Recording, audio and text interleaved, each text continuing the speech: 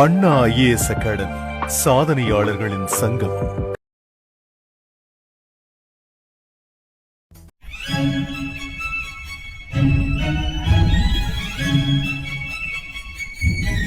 வணக்கம், welcome to Anna IAS academy. இந்த வீடியோல நம்ம என்ன பார்க்க போறோம் அப்படின்னு சொல்லிட்டு பார்த்தீங்கன்னா, நம்பர் சிஸ்டம், அதாவது எண்ணியல்.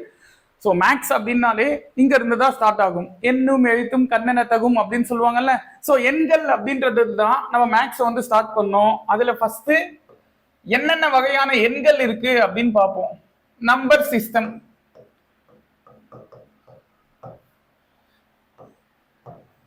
ஸோ இந்த எண்ணியல் அப்படின்னும் போது இதுல என்னென்ன வகையான எண்கள் இருக்கு.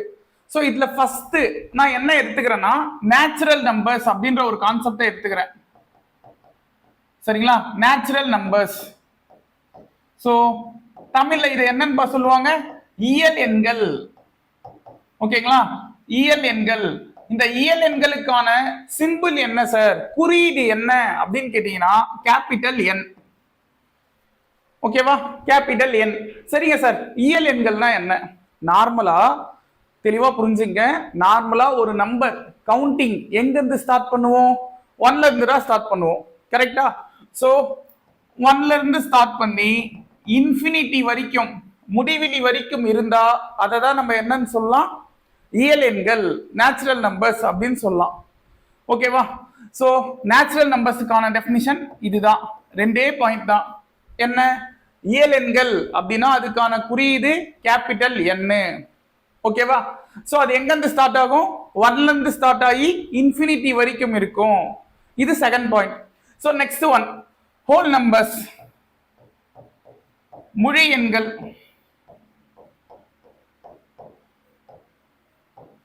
சோ முழு எண்கள்னா என்ன சார்? இது எங்க இருந்து ஸ்டார்ட் ஆகும்? சரியா, முழு எண்களுக்கான குறியீடு என்ன அப்படின்னு பாத்தீங்கன்னா, ஃபர்ஸ்ட் W. ஓகேவா, முழு எண்களுக்கான குறியீடு W. இது எங்க இருந்து ஸ்டார்ட் ஆகும்னா, 0ல இருந்து ஸ்டார்ட் ஆகி இன்ஃபினிட்டி வரைக்கும் இருக்கும். 0ல இருந்து ஸ்டார்ட் ஆகி இன்ஃபினிட்டி வரைக்கும் இருக்கும். சரியா, இது வரைக்கும் இருந்தா அதை என்னன்னு சொல்லலாம், முழு எண்கள், ஹோல் நம்பர்ஸ் அப்படின்னு சொல்லலாம். சரியா? சோ நெக்ஸ்ட் இதுலயே வந்து முக்கியமான விஷயம் என்ன அப்படின்னு சொல்லிட்டு கேட்டீங்கன்னா, இதை பேஸ் பண்ணி தான் நமக்கு என்ன சொல்லுவாங்கன்னா, முழுக்கள் அப்படின்ற ஒரு கான்செப்ட் வரும், இண்டிஜர்ஸ் அப்படின்னு. சோ அப்படின்னா என்ன அப்படின்னு சொல்லிட்டு பார்ப்போம்.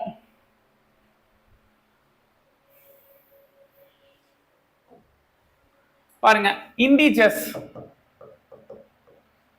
அதாவது முழுக்கள். இந்த இண்டிஜர்ஸ ரெண்டு வகையா பிரிக்கலாம் சார். ஓகேவா, ரெண்டு வகையா பிரிக்கலாம். இதுல முக்கியமான விஷயம், இதுக்கான சிம்பிள் என்ன சார்? இதுக்கான சிம்பிள் Z. ஓகேவா, இண்டிஜர்ஸுக்கான சிம்பிள் Z. சோ இதுல பாசிட்டிவ் இண்டிஜர், நெகட்டிவ் இண்டிஜர் அப்படின்னு சொல்லிட்டு ரெண்டு டைப் ஆஃப் இண்டிஜர்ஸ் இருக்கு. ஓகேவா, தமிழ்ல இது பேரு மிகை முழுக்கள், இன்னொன்னு குறை முழுக்கள். சரி, யாரெல்லாம் பாசிட்டிவ் இண்டிஜர், யாரெல்லாம் நெகட்டிவ் இண்டிஜர், அதுதான் next concept. So positive integer அப்படின்னா ஒண்ணும் இல்லைங்க, இதை நான் 0ன்னு எடுத்துக்கிறேன்.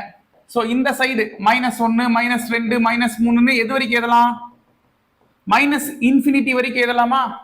கரெக்டா? அதே போல +1, +2, +3 இது எது வரைக்கும் எழுதலாம்? பிளஸ் இன்ஃபினிட்டி வரைக்கும் எழுதலாம். சோ -∞ இருந்து +∞ வரைக்கும் நம்பர்ஸ் இருக்குன்னு வைங்களேன். அதுல +1ல இருந்து ஆரம்பிச்சு +∞ வரைக்கும் இருக்குல்ல, இது பேரு தான் மிகை முழுக்கள், பாசிட்டிவ் இண்டிஜர். சரியா? -1ல இருந்து ஆரம்பிச்சு -∞ வரைக்கும் இருக்குல்ல, இது பேர் தான் என்ன? குறை முழுக்கள், நெகட்டிவ் இண்டிஜர். 0ன்றது யார் சார்? 0க்கு முன்ன பாத்தீங்கன்னா நம்ம பிளஸும் போடக்கூடாது, மைனஸும் போடக்கூடாது. 0க்கு எந்தவித சைனும் இல்லை, அதாவது எந்தவித குறியீடும் இல்லை, மைனஸோ பிளஸோ. அப்போ 0 என்பது என்ன அப்படின்னு கேட்டீங்கன்னா, 0வை நியூட்ரல், நடுநிலை அப்படின்னு சொல்லுவாங்க. சரியா, 0வை நியூட்ரல் அப்படின்னு சொல்லுவாங்க. ஸோ இதுதான் இண்டிஜர்ஸ். இந்த டயக்ராமு ஆல்ரெடி நீங்க எங்க பார்த்திருப்பீங்கன்னா 10th கிராஃப் அப்படின்னு சொல்லிட்டு வரைபடங்கள் அப்படின்ற ஒரு கான்செப்ட் படிச்சிருப்போம். அங்க இந்த டயக்ராம் பார்த்திருப்போம் இல்லையா? நம்ம 7th புக்ல இத நம்பர் லைன் அப்படின்ற தலைப்புல கொடுத்திருப்பாங்க. எண் கோடு அப்படின்ற தலைப்புல வந்து கொடுத்திருப்பாங்க. சரியா? சோ மொத்தம் 3 வகையான எண்களை இதுவரைக்கும் பார்த்திருக்கோம். ஃபர்ஸ்ட் இயல் எண்கள், இரண்டாவது முழு எண்கள், மூணாவது இன்டிஜர்ஸ். கரெக்டா? அதாவது முழுக்கள். இயல் எண்கள் நேச்சுரல் நம்பர்ஸ் தான் என்னன்னு சொன்னோம், அதுக்கான சிம்பிள் கேபிட்டல் N, அது 1ல இருந்து ஆரம்பிச்சு பிளஸ் இன்ஃபினிட்டி வரைக்கும் இருக்கும். முழு எண்கள் ஹோல் நம்பர்ஸ் தான் என்னன்னு சொன்னோம், அதுக்கான சிம்பிள் W, அது 0ல இருந்து ஆரம்பிச்சு இன்ஃபினிட்டி வரைக்கும் இருக்கும். சரியா? மூணாவதா என்ன பார்த்தோம், இன்டிஜர்ஸ் முழுக்கள் அப்படின்ற ஒரு டாபிக் பார்த்தோம், அதுக்கான சிம்பிள் வந்து Z. கரெக்டா? சோ 2 வகையான முழுக்கள் இருக்கு. ஒன்னு பாசிட்டிவ் இன்டிஜர்ஸ் மிகை முழுக்கள், இன்னொன்னு நெகட்டிவ் இன்டிஜர்ஸ் குறை முழுக்கள். ஓகேவா? சோ பாசிட்டிவ் இன்டிஜர்ஸ் அப்படின்றது எங்க இருந்து இது வரைக்கும் +1ல இருந்து ஆரம்பிச்சு பிளஸ் இன்ஃபினிட்டி வரைக்கும் இருக்கிறது பாசிட்டிவ் இன்டிஜர். -1ல இருந்து ஆரம்பிச்சு மைனஸ் இன்ஃபினிட்டி வரைக்கும் இருக்கிறது நெகட்டிவ் இன்டிஜர். இப்போ இதில் தான் நீங்க ஒரு கான்செப்ட் வச்சிருப்பீங்க. கரெக்டா? இதுல -3 பெருசா -1 பெருசா அப்படின்னு கேட்டா நம்ம எப்படி சொல்லுவோம்? மைனஸ்ல சின்ன நம்பர் தான் பெரிய நம்பர், பெரிய நம்பர்லாம் சின்ன நம்பர். இப்ப இங்க நார்மலா கேட்டா 3 பெருசா 1 பெருசான்னு கேட்டா 3 தான் சார் பெருசு, 1 சின்னது அப்படின்னு தான் நம்ம சொல்லுவோம். கரெக்டா? ஆனா மைனஸ்ல சின்ன நம்பர் தான் பெரிய நம்பர், பெரிய நம்பர்ன்றது சின்ன நம்பர். அப்ப -1 தான் இங்க பெரிய நம்பர். ஏன் சார், எதை வச்சு அதை சொல்றீங்கன்னா தெளிவா புரிஞ்சுங்க. மைனஸை பொறுத்த வரைக்கும் 0க்கு பக்கத்துல எந்த நம்பர் இருக்கோ அதுதான் பெரிய நம்பர். எக்ஸாம்பிளுக்கு இந்த சமயம் எடுத்துங்க, -3 பெருசா -1 பெருசானா -1 தான் 0க்கு பக்கத்துல இருக்கு. கரெக்டா? அப்ப அதுதான் பெரிய நம்பர். இதே இங்க -5 இருக்குன்னு வைங்களேன், -5 பெருசா -3 பெருசானா -3 தான் பெருசு. ஏன்னா -5 கம்பேர் பண்ணும்போது -3 தான் 0க்கு பக்கத்துல இருக்கு. கரெக்டா? சோ இதுதான் லாஜிக். இதை வச்சுதான் நம்மளுக்கு அந்த மெத்தட் சொல்லிருப்பாங்க. ஓகேவா? சோ நெக்ஸ்ட் ஒன் பாருங்க. நெக்ஸ்ட் டைப் என்னன்னா ரேஷனல் நம்பர்ஸ். ரேஷனல் நம்பர்ஸ், அந்த ரேஷனல் நம்பர்ஸ் அப்படின்னா தமிழ்ல என்னன்னு சொல்லுவாங்க, விகிதமுறு எண்கள்.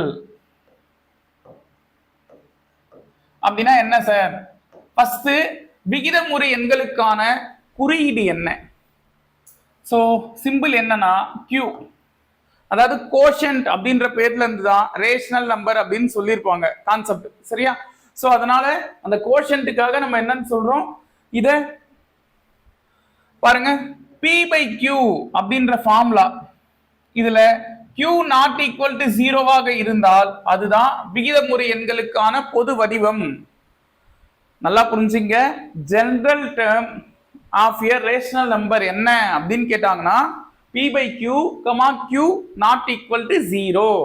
ஏன் சார் Q 0வா இருக்கக்கூடாது? அடுத்த கேள்வி அங்கதானே வரும்.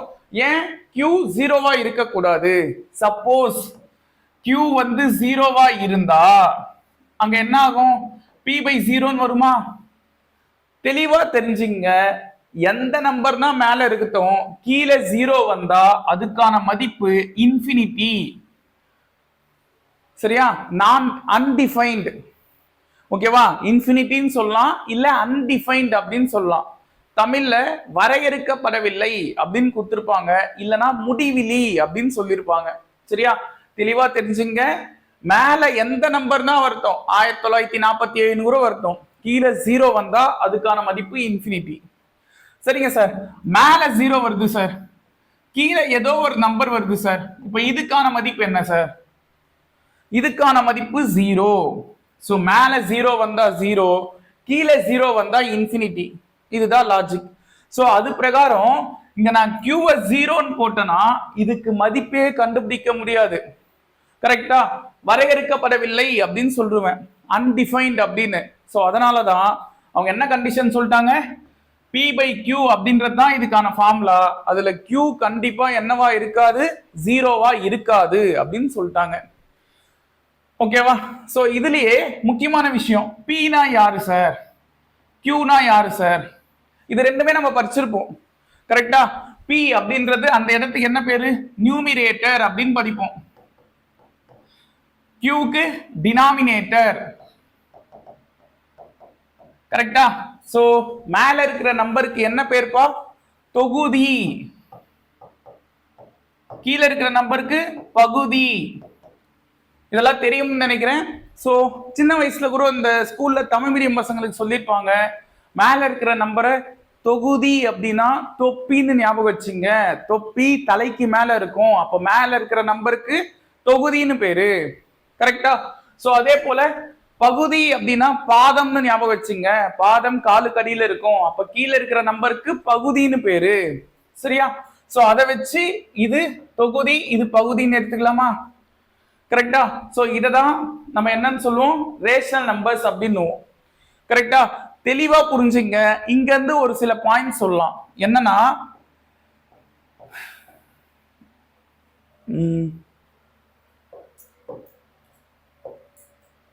பாருங்க, 1 2 3 4 5 6 7 8 இது எல்லாமே என்னன்னு கேட்டீங்கன்னா ஒரு நேச்சுரல் நம்பர்ஸா, இயல் எண்கள் தானே. இதை எல்லாத்தையுமே நான் ஒன்னால டிவைட் பண்றேன்னு வைங்களேன். ஒன்னால டிவைட் பண்ணா P/Q ஃபார்ம் வந்துருச்சப்பா எனக்கு. P/Q ஃபார்ம்ல தானே இருக்கு. மேல இருக்கிறது P, கீழே இருக்கிறது Q. கரெக்டா? சோ P/Q ஃபார்ம் வருது. ஆனா இதுக்கு மதிப்பு மாறுவாங்க. 2/1க்கான மதிப்பு 2 தான், 3/1க்கான மதிப்பு 3 தான், 4/1க்கான மதிப்பு 4 தான். சோ மதிப்பு மாறாது. கரெக்டா? சோ ஆனா இது எந்த ஃபார்ம்ல இருக்கு, P/Q ஃபார்ம்ல இருக்குல்ல. அப்ப நம்ம என்ன செய்யலாம், எழுதுறது எல்லாமே இயல் எண்கள், நேச்சுரல் நம்பர்ஸ். எல்லா இயல் எண்களும் என்னவா இருக்குன்னு சொல்லலாம், விகிதமுறு எண்களா இருக்குன்னு சொல்லலாம். கரெக்டா? All natural numbers are rational numbers. So இதெல்லாம் ப்ராப்பர்ட்டியா நம்ம புக்ல கொடுத்துருப்பாங்க. அது எப்படி வந்ததுன்னா இப்படிதான். சரியா? எல்லா நம்பரையும் நான் ஒன்னால டிவைட் பண்றேன் அப்படின்னும் போது இதுக்கு மதிப்பு மாறாது. ஆனா எனக்கு P/Q அப்படின்ற ஃபார்ம் வருது. P/Qன்ற ஃபார்ம் வந்தாலே அது விகிதமுறு எண்கள் தான். எடுத்தது இயல் எண்கள். அப்ப எல்லா இயல் எண்களையும் நான் விகிதமுறு எண்கள் அப்படின்னு சொல்றேன். All natural numbers are rational numbers அப்படின்னு சொல்லிட்டு சொல்றேன். ஓகேவா? சோ இது ஒரு கண்டிஷனா நம்ம பார்ப்போம். நெக்ஸ்ட், இந்த விகிதமுறு எண்களை வேற எப்படி பேசலாம் அப்படின்னு பாத்தீங்கன்னா, ஃபிராக்ஷன் அப்படின்ற பேர்ல பேசலாம். ஃபிராக்ஷன்ஸ், பின்னம்.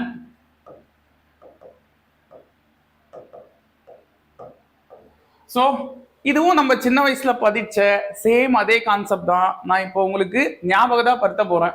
சோ என்னென்ன வகையான ஃபிராக்ஷன் இருக்குங்க, மொத்தம் 3 வகையான ஃபிராக்ஷன் இருக்கா. என்னென்ன? ஒன்னு ப்ராப்பர் ஃபிராக்ஷன், இன்னொன்னு இம்ப்ராப்பர் ஃபிராக்ஷன், மூணாவது மிக்ஸ்டு ஃபிராக்ஷன். சோ இதுதான் இந்த 3 வகைகள். கரெக்டா? சோ ப்ராப்பர், இதுக்கு தமிழ் என்னங்க, தகு பின்னம். இம்ப்ராப்பர் அப்படின்னா தகா பின்னம். மூணாவது மிக்ஸ்டு ஃபிராக்ஷன்னா கலப்பு பின்னம். ரைட்டா? சோ இந்த மூணுத்துக்கும் என்ன அர்த்தம் அப்படின்னு தெரிஞ்சுக்கலாம். ஃபர்ஸ்ட், ப்ராப்பர் ஃபிராக்ஷன்னா என்னங்க? ப்ராப்பர் ஃபிராக்ஷனுக்கு ஒரு எக்ஸாம்பிள் என்னன்னா 1/2 அப்படின்னு ஒன்னு எடுத்துக்கிறேன். கரெக்டா? இது ஒரு பின்னம், இது ஒரு விகிதமுறு எண். கரெக்டா? Rational numbers. இந்த விகிதமுறு எண்ல மேல ஒரு நம்பர் இருக்கு, கீழே ஒரு நம்பர் இருக்கு. மேல இருக்கிற நம்பருக்கு தொகுதி, நியூமிரேட்டர் அப்படின்னு பேரு. கீழே இருக்கிற நம்பருக்கு டினாமினேட்டர் அப்படின்னு பேரு, தொகுதி பகுதி அப்படின்னு. சோ இதுல 1ன்ற நம்பரு 2 விட சின்னதா இருக்கா? கரெக்டா? சிம்பிளா சொல்லணும்னா நியூமிரேட்டரை விட டினாமினேட்டர் பெருசா இருக்கு. சோ இப்படி இருந்தா அதை என்னன்னு சொல்லலாம், ப்ராப்பர் ஃபிராக்ஷன், தகு பின்னம் அப்படின்னு சொல்லலாம்.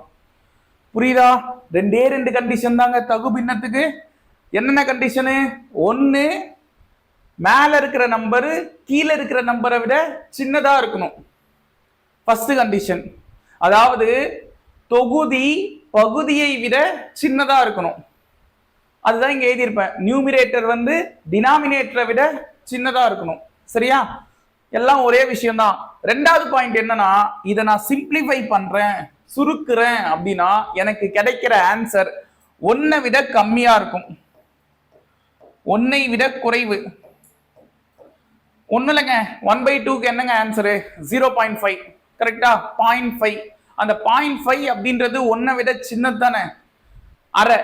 கரெக்டா? இது அரை தானேங்க, அரைன்றது ஒன்னை விட சின்னது. சரியா? அப்ப ரெண்டே பாயிண்ட். ஒன்னு நியூமிரேட்டர் பெருசா இருக்கும், ரெண்டாவது பாயிண்ட் சுருக்கும் போது ஒன்னை விட சின்ன நம்பர் வரும். சரியா? இவ்வளவுதான் தகு பின்னம். சரிங்க சார், அப்ப தகா பின்னம்னா என்ன, இம்ப்ராப்பர் ஃபிராக்ஷன்னா என்ன, இதை கொஞ்சம் அப்படியே மாத்தி சொல்லுங்க. 3/2 அப்படின்னு சொல்லிட்டு ஒரு பின்னத்தை எடுத்துக்கிறேன்.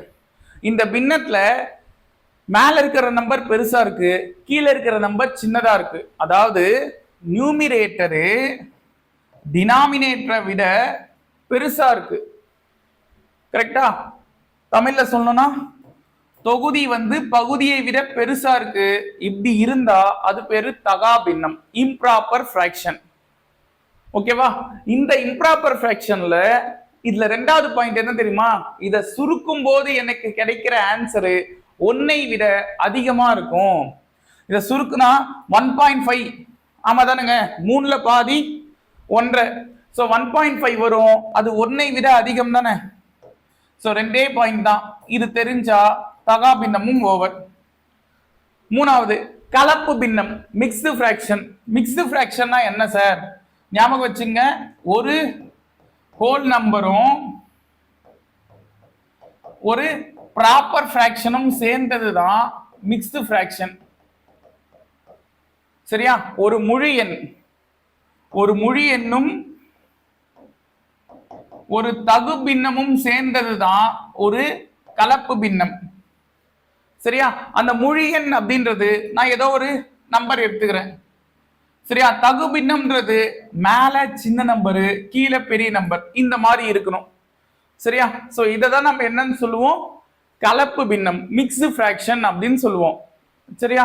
சோ இந்த 3 கான்செப்ட் கண்டிப்பா தெரியணும். இதுல வேற எப்படி சார் கொஸ்டின் கேட்டிருக்காங்க அப்படின்னு கேட்டீங்கன்னா, ஒரு தகா பின்னத்தை சுருக்கும் போது அது எந்த பின்னமாக மாறும் அப்படின்னு வேணா கேட்டிருக்காங்க. சரியா? ஒரு தகா பின்னம் இம்ப்ராப்பர் ஃபிராக்ஷனை நான் சிம்பிளிஃபை பண்றேன்னா அது என்ன ஃபிராக்ஷனா கன்வெர்ட் ஆகும்? இம்ப்ராப்பர் ஃபிராக்ஷன் இப்போ எக்ஸாம்பிளுக்கு 5/2ன்னு எடுத்துக்கிறேன். ஓகேவா? 5/2, மேல பெரிய நம்பர், கீழே சின்ன நம்பர். சோ இது தகா பின்னம் தானே, இம்ப்ராப்பர் ஃபிராக்ஷன் தான். இதை நான் சுருக்குறேன் அப்படின்னா மேல இருக்கிற நம்பரை உள்ள எழுதணும், கீழே இருக்கிற நம்பரை வெளியே எழுதணும். இதுதான் வகுத்தலுக்கான ப்ரொசீஜர். கரெக்டா? சோ இதுல இதை வகுக்கிறேங்க. 2ஆம் வாய்ப்பால 2 2 4, மீதி 1. சோ ஆன்சர் எழுதும்போது எப்படி எதுவும் மேல என்ன வந்திருக்கோ இதுக்கு என்னங்க பேரு, மேல ஒரு நம்பர் இருக்குல்ல அதுக்கு என்ன பேரு, தமிழ்ல ஈவு அப்படின்னு சொல்லுவாங்க, இங்கிலீஷ்ல கோஷன்ட் அப்படின்னுவாங்க. சரியா? சோ அந்த ஈவை சைட்ல ஏதுங்க. கீழே இருக்குல்லங்க இதுக்கு என்னங்க பேரு, இந்த நம்பருக்கு அதாவது அந்த 1க்கு என்ன பேருன்னு கேட்டீங்கன்னா ரிமைண்டர், மீதின்னு பேரு. அந்த மீதியை மேல ஏதுங்க. சரியா? எதால டிவைட் பண்ணீங்களோ அந்த வகுக்கும் எண் அப்படின்னு சொல்லுவாங்கல்ல, அந்த வகுக்கும் எண்ண கீழே எழுதுங்க. சோ இந்த மாதிரி எழுதுனீங்கன்னா இதுதான் நம்ம என்னன்னு சொல்லலாம், அதுக்கான சிம்பிளிபிகேஷனா சொல்லலாமா? கரெக்டா? சோ கொஸ்டின் நல்லா புரிஞ்சுங்க. இது ஒரு தகா பின்னம். இந்த தகா பின்னத்தை நான் சுருக்கும் போது அது எனக்கு கலப்பு பின்னமாக மாறுது. ஒரு இம்ப்ராப்பர் ஃபிராக்ஷனை நான் சிம்பிளிஃபை பண்றேன் அப்படின்னா எனக்கு வர்றது ஒரு மிக்ஸ்டு ஃபிராக்ஷன். சரியா? சோ இது முக்கியமான பாயிண்ட். சரிங்க சார், ஒரு கலப்பு பின்னத்தை சுருக்கும் போது அது எந்த பின்னமா மாறும்? ஒரு கலப்பு பின்னம். சரியா? நல்லா புரிஞ்சுங்க. இதுக்கு முன்ன ஒரு தகா பின்னம் கொடுத்துட்டு அதை சுருக்குனா கலப்பு பின்னம் ஆகுது அப்படின்னு சொன்னோம். இப்போ ஒரு கலப்பு பின்னம் எடுத்துக்கிறேன், வந்த ஆன்சரே எடுத்துக்கிறேன், அது கலப்பு பின்னம் தானே. அந்த கலப்பு பின்னத்தை சுருக்கும் போது அது எந்த பின்னமா மாறும் அப்படின்னு கேக்குறாங்க. இந்த மாதிரி இருக்கும்போது சுருக்குறது ஈஸிங்க. 2 2 4 சைட்ல மல்டிப்ளை பண்ணுங்க. சரியா? 4ஓட இந்த 1 கூட்டினீங்கன்னா 5 வந்துருமாங்க. சோ 5/2ன்னு கொஸ்டினே வருது பாருங்க. ஓகேவா? அப்ப இதுல இருந்து என்ன சொல்லலாம்? ஒரு கலப்பு பின்னத்தை சுருக்கும் போது அது தகா பின்னமாக மாறும். ஓகேவா? ஒரு இம்ப்ராப்பர் ஃபிராக்ஷனை நான் சிம்பிளிஃபை பண்றேன் அப்படின்னா எனக்கு வர்றது ஒரு மிக்ஸ்டு ஃபிராக்ஷன். அவ்வளவுதான். ஸோ இது வரைக்கும் கண்டிஷன் தெரிஞ்சா பின்னம் அப்படின்ற கான்செப்ட் ஓவர். இதுவும் ரேஷனல் நம்பர் கீழே தான் வரும். ஓகேவா? ஸோ ஏற்கனவே சொன்னதான் ரேஷனல் நம்பருக்கான சிம்பிள் என்ன? Q. ஓகேவா? ஸோ அதை பேஸ் பண்ணி தான் நம்ம என்ன செஞ்சோம்? ஒரு சில டைப்ஸையும் பார்த்தோம். அதுக்கான பொது வடிவம் தெரிஞ்சுங்க. மேபி ஸ்டேட்மெண்ட் வைஸ் கொஸ்டின் கேட்கும் போது அங்க கேட்க வாய்ப்பு இருக்கு. P/Q, Q not equal to 0. ஓகேவா? ஸோ நெக்ஸ்ட் இன்னொரு டைப் பார்ப்போம். irrational numbers.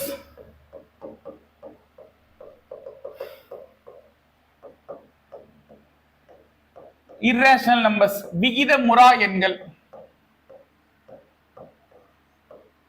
இதுக்குன்னு தனியா குறியீடுலாம் தந்திருக்க மாட்டாங்க. சரியா? இருந்தாலும் இல்ல பாருங்க, irrational நம்பர்ஸ்னா என்ன சார்? எப்பவுமே இந்த விகிதமுறு எண்கள் ரேஷனல் நம்பர்ஸ் இதுக்கு முன்ன பார்த்தோம்லங்க, அதுல ரெண்டு விஷயம் சொல்லாங்க. பாருங்க, ரேஷனல் நம்பர்ஸ்ல எந்த மாதிரிலாம் ரேஷனல் நம்பர்ஸ சொல்லலாம், ஃபர்ஸ்ட் இதையும் தெரிஞ்சுப்போம். சரியா? ரெண்டு விதமா சொல்லலாம். அது என்னன்னா, ஒன்னு finite rational numbers. Finite rational numbers அதாவது முடிவுறு விகிதமுறு எண்கள்.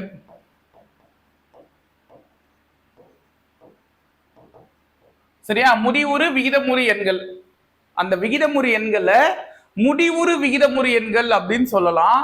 இல்லனா சுயல் தன்மை கொண்ட விகிதமுறு எண்கள் அப்படின்னு சொல்லலாம். சுயல் தன்மை கொண்ட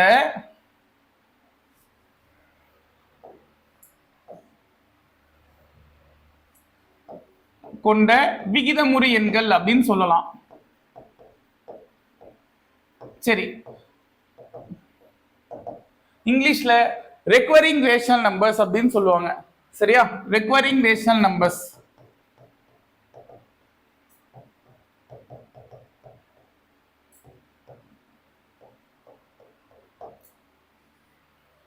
சரி, இது ரெண்டுத்துக்கும் என்ன சார் மீனிங்?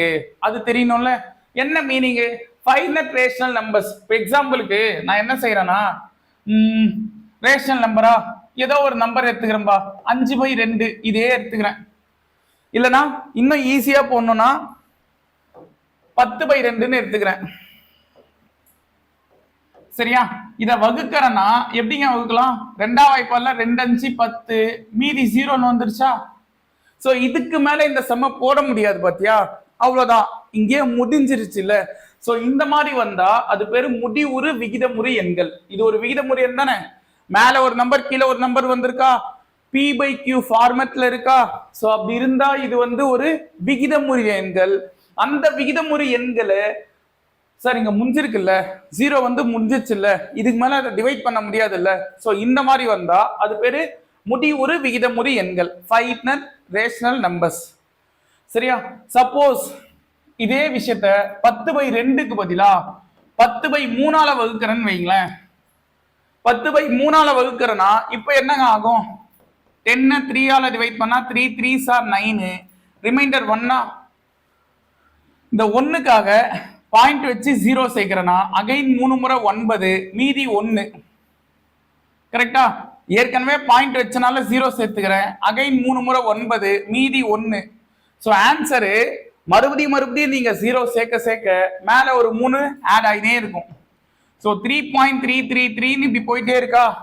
இதை என்னன்னு சொல்லுவாங்கன்னா 3.3 பார் அப்படின்னு சொல்லுவாங்க. 3.3 பார். ஸோ இதுவும் விகிதமுறு எண்கள் தான். ஆனா இந்த விகிதமுறு எண்களுக்கு என்ன பேரு? சுயல் தன்மை கொண்ட விகிதமுறு எண்கள், ரெக்வரிங் ரேஷனல் நம்பர்ஸ் அப்படின்னு சொல்லுவாங்க. சரியா? எது சார் சுயல் தன்மை? இந்த 3ன்ற நம்பர் மறுபடியும் ரிப்பீட் ஆகுது இல்ல, அதனால இது பேரு சுயல் தன்மை கொண்ட விகிதமுறு எண்கள். சரியா? சரிங்க சார், இது வரைக்கும் பார்த்தா ரேஷனல் நம்பர்ஸ்ங்க. இர்ரேஷனல் நம்பர்ஸ் தான் என்னன்னு பார்ப்போம். விகிதமுறா எண்கள். இந்த விகிதமுறா எண்கள் அப்படின்றது ரொம்ப ஈஸிங்க. இப்போ √1க்கான ஆன்சர் என்னங்க? 1. இதுக்கு மேல இதுக்கு ஆன்சர் வராது இல்ல. அப்ப இது வந்து ஒரு விகிதமுறு எண், ரேஷனல் நம்பர். சரியா? ரூட் 2க்கான மதிப்பு எனக்கு தெரியாது. ரூட் 3, ரூட் 4, ரூட் 4க்கான மதிப்பு 2ன்னு தெரியுமாப்பா? 4க்கு ரூட் எடுத்தா 2ன்னு தெரியும். அதுவும் வந்து ஒரு ரேஷனல் நம்பர் தானே. சோ இது எல்லாமே ரேஷனல் நம்பர்ஸ், விகிதமுறு எண்கள். ஆனா ரூட் 2க்கான மதிப்பு என்ன அப்படின்னு கேட்டீங்கன்னா எனக்கு அக்யூரேட்டா தெரியாது. நம்ம லாக் புக் பிரகாரம் என்னன்னு சொல்லுவோம், 1.414 அப்படின்னு சொல்லிட்டு ஒன்னு சொல்லுவோம், 14 அப்படின்ற கான்செப்ட்ல. கரெக்டா? சோ இது ரூட் 2க்கான மதிப்பு. ஆக்சுவலா வந்து பாத்தீங்கன்னா இந்த 1.414ஓட அது முடியல, அதுக்கப்புறமும் நம்பர்ஸ் வந்து போயிட்டே தான் இருக்கு. ஸோ இங்க எப்படி டிவைட் பண்ணா நம்பர் போயிட்டே இருக்கோ அந்த மாதிரி இங்கேயும் போயிட்டே தான் இருக்கு. ஆனா வேற வேற நம்பரா வருது, இங்க ஒரே நம்பரா வந்துச்சா. அதனால இது என்னன்னு சொன்னோம், சுயல் தன்மை கொண்ட விகிதமுறு எண்கள்னோம். ஆனா இங்க வேற வேற நம்பர் வருது. ஸோ அதனால இத விகிதமுறா எண்கள் அப்படின்னு சொல்லுவோம். இதுக்கு எண்டே இல்லை, நம்பர் போயிட்டே இருக்கும். நம்ம தான் என்ன செய்யறோம்னா பாயிண்ட்டுக்கு அப்புறம் 2 நம்பர் போதும், 3 நம்பர் போதும் அப்படின்னு சொல்லிட்டு நம்மளா ஒரு அப்ராக்சிமேட் வேல்யூவை எடுத்துக்கிறோம். இது வந்து ஒரு தோராய மதிப்பு தான், கரெக்டான மதிப்புலாம் இல்லை. சரியா? அதே போல ரூட் 3க்கான மதிப்பு 1.732 எக்ஸெட்ரா இப்படி போகும். இதுவும் தோராய மதிப்பு தான். சரியா? அக்யூரேட் வேல்யூலாம் இல்ல, அப்ராக்சிமேட் வேல்யூ தான். சரியா? அதை தெரிஞ்சுங்க. அதே போல ரூட் 5க்கான மதிப்பு என்னன்னு கேட்டீங்கன்னா 2.235 அப்படின்னு வரும். இதுவும் எக்ஸெட்ரால நம்பர்ஸ் போயிட்டே தான் இருக்கும். ஸோ இந்த மாதிரி நம்பர்ஸ் தான் நம்ம என்னன்னு சொல்லுவோம், இர்ரேஷனல் நம்பர்ஸ் அப்படின்னு. பாருங்க, பாயிண்ட்டுக்கு அப்புறம் நம்பர்ஸ் போயிட்டே இருக்கும். சரியா? இத இர்ரேஷனல் நம்பர்ஸ் அப்படின்னு சொல்லிட்டு சொல்லலாம், விகிதமுறா எண்கள். இது இல்லாம நம்ம புக்ல வந்து பை என்பது ஒரு விகிதமுறா எண் அப்படின்னும் கொடுத்திருப்பாங்க. சரியா? பை என்பது ஒரு விகிதமுறா எண், இர்ரேஷனல் நம்பர்னு சொல்லியிருப்பாங்க. ஏன்னு கேட்டீங்கன்னா 22/7 இதை டிவைட் பண்ணீங்கன்னா 3.142 சம்திங்ல இப்படி போயிட்டே இருக்கும். இதுலயும் நம்ம எடுத்தது என்ன, 3.14 மட்டும்தான் எடுத்துப்போம். அதுக்கு மேல வர்றது பெருசா கண்டுக்க மாட்டோம். ஆனா இது அப்ராக்சிமேட் வேல்யூ தானே தவிர அக்யூரேட் வேல்யூ இல்லை. சரியா? ஸோ நெக்ஸ்ட் இது வரைக்கும் பார்த்தீங்கன்னா இர்ரேஷனல் நம்பர்ஸ். நெக்ஸ்ட் என்ன செய்யலாம், டெசிமல் நம்பர்ஸ். அடுத்த கான்செப்ட் டெசிமல் நம்பர்ஸ், தசம எண்கள். தசமம் அப்படின்னாலே 10ஓட அதிமானம், அதை பேஸ் பண்ணி தான் கொடுத்துருப்பாங்க. சரி, அப்ப எக்ஸாம்பிளுக்கு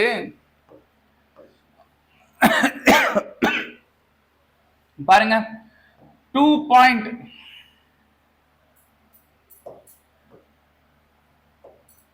இதுல இப்ப பைக்கான வேல்யூ எடுத்தோம்லங்க 3.14 சம்திங்ல இப்படி போச்சு இல்ல. இதுல அந்த பாயிண்ட் வருது பாத்தீங்களா, அந்த மாதிரி வர நம்பரை தான் நம்ம என்னன்னு சொல்லுவோம், டெசிமல் நம்பர்ஸ், தசம எண்கள் அப்படின்னு. கரெக்டா? ஆனா இந்த தசம எண்களையும் நம்ம என்ன செய்யலாம், முடிவுறு தசம எண், முடிவிலா தசம எண் அப்படின்னு பிரிச்சுக்கலாம். Finite decimal numbers, infinite decimal numbers அப்படின்னு.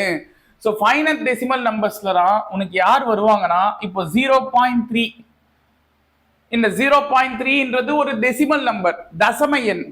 சரியா? இதை எப்படி பின்னமா எழுதலாம்னா 10ஓட அதிமானத்துல எழுதலாம், பேஸ்ல 10 இருக்கிற மாதிரி எழுதலாம். எப்படி சார், பாயிண்ட்டுக்கு அப்புறம் இங்க எத்தனை நம்பர்மா இருக்கு, ஒரு நம்பர் இருக்கா. சோ இத நீங்க என்ன செய்யலாம், 10ஆல பெருக்கி 10ஆல வகுக்கலாம். ஏன்னா 10க்கு ஒரு 0 தானே. சோ அந்த மாதிரி 10ஆல பெருக்கும் போது மேல 3ன்னு வரும், கீழே 10ன்னு வருமா. 0.3 10ஆல பெருக்குனா 3பா. நல்லா ஞாபகம் வச்சுங்க. பாயிண்ட்டுக்கு அப்புறம் இங்க ஒரு நம்பர், இங்கேயும் ஒரு 0. இந்த ஒரு 0க்கு இந்த ஒரு பாயிண்ட், அது அந்த பக்கம் தள்ளி போச்சுன்னா 3 பாயிண்ட் அப்படின்னு வந்துடும். சரியா? வேற நான் பெருக்கி காமிக்கிறேன் பாருங்க. 0.3 10ஆல மல்டிப்ளை பண்றோம்னா 0ஆல மல்டிப்ளை பண்ணும்போது 0 தான்.